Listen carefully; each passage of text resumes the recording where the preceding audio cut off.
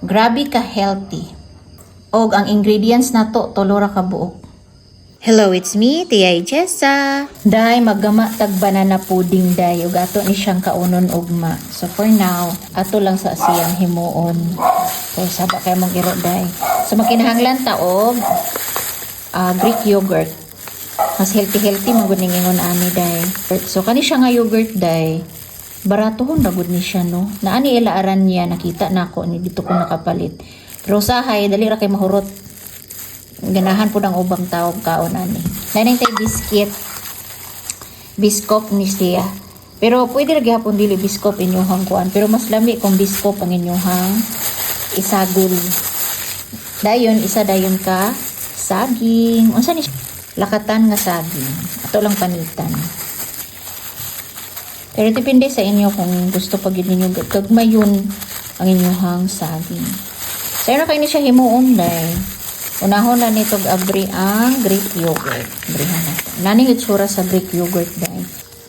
Kung gusto ka og dessert nga dili mo bloated imuhang tiyan day. Kaya maka-bloated pero mga all-purpose cream o mga condensed din maka-bloated na sila. Pero depende na po na sa inyong tiyan. Kaya ako kung magkaon ko mga all-purpose cream na pangsagol sa salad, sa mango float, mag-bloated akong tiyan, no.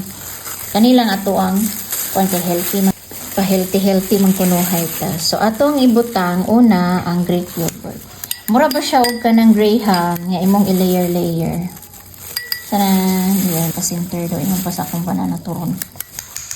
So, no dayon, atong ibutang ang mga banana. Just like that. Og atong crumble tawag na. Kumot-kumuton. Nga igo lang ingon ani lang kagagmay din oh. So ato siyang butang. Layer by layer lang yun nato siya.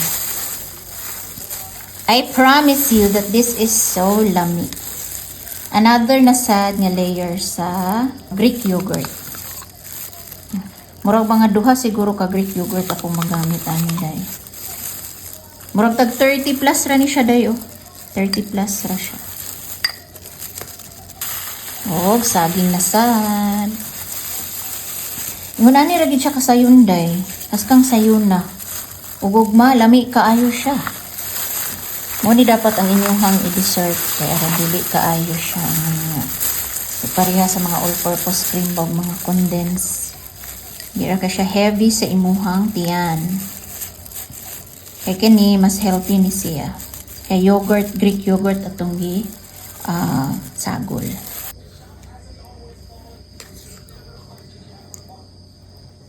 Plain lang siya nga yogurt pa. Medyo tamis-tamis na siya gamay. O gato na dayon itoppings ang nabilin nga saging. Ang nabilin nga saging o ang nabilin nga cookies and banana. Day, lamig juga yun ni siya day. Muni ang dessert niya. Di ka mag-guilty day. At least once in a while. Kakauntag dessert nga. Kita-kita lang naghimo day. Okay, there you go. Our banana pudding. Grabe ka healthy. Og ang ingredients na to ra ka buok. Saging, yogurt, og biscuit. Ato pa dining puston. I-cling wrap lang nato. Kay ibutang tani siya overnight sa fridge. Jumor siya ma-ice cream ba ang iyahang to. Hello, lami ko o you. So unsa man nanatay dessert ugma.